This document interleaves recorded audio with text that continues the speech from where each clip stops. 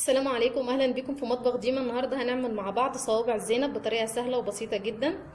اول حاجه هنقولها المقادير. معانا كوب دقيق السميد اللي هو دقيق البسبوسه، وكوب دقيق ابيض، وميه فتره حسب ما العجينه بتاعتنا تشيل، وربع كوبايه زيت او زبده زي ما انتوا عايزين، معلقه صغيره خميره فوريه، معلقه صغيره سكر، رشه ملح بسيطه خالص.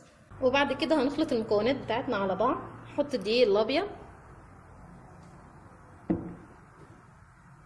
ودقيق السميد اللي هو دقيق البسبوسه، ومعلقه صغيره سكر، ورشه ملح صغيره خالص، والخميره الفوريه، وهنقلبهم عشان يختلطوا ببعض. وبعد كده هنحط الزيت، وبعد كده هنبدأ نعجن بالشكل ده.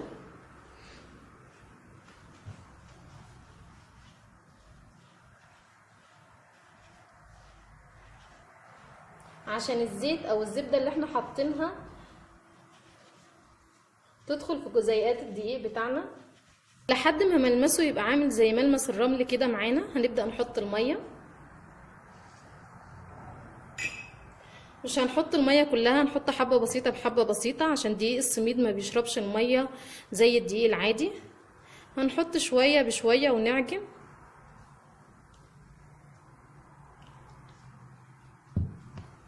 نعجن فيها لحد العجينة ما تلم معانا كده، ما العجينة هتبقى دوبك متماسكة مش هتبقى طرية. هنلمها، هي خدت معانا زيادة عن نص كوباية مية، دوبك العجينة هتبقى معانا متماسكة مش طرية، وما نقعدش نعجن فيها كتير، احنا دوبك بس هنلمها كده وهنحطها ونسيبها تختمر لمدة 10 دقايق.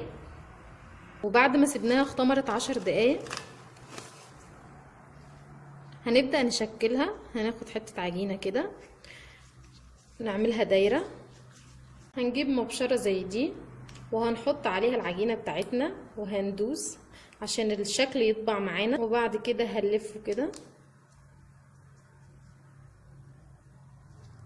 هيطبع معانا الشكل ده.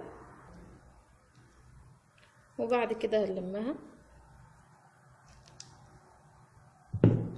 اهو الشكل زي ما انتوا شايفين. بسم الله ما شاء الله جميل. وهكمل الكمية كلها وبعد كده هسيبها تختمر 10 دقايق قبل ما اقليها في الزيت. وده شكلهم بعد ما خلصتهم كلهم. هسيبهم 10 دقايق وبعد كده اقليهم في الزيت. الزيت بتاعنا ما يكونش سخن قوي، عشان لو سخن قوي هتطيب من بره ومن جوه هتبقى لسه عجينة مش مستوية. واول ما يبدأ يدينا اللون الذهبي زي كده هنطلعه على مناديل المطبخ وعلى طول هنحطه في الشربات. وده الشربات بتاعنا مقاديره كوب سكر وكوب ميه ونص ليمونه ورشه فانيليا في الاخر. قوامه تقيل زي ما انتوا شايفين، والشربات بتاعنا هيكون بارد والصوابع سخنه. ونسيبها في الشربات 3 دقايق وبعد كده نطلعها نحطها في مصفى وبعد كده نزينها ونقدمها. دي الكميه بتاعتنا بعد ما خلصناها خالص، وبالهنا والشفا.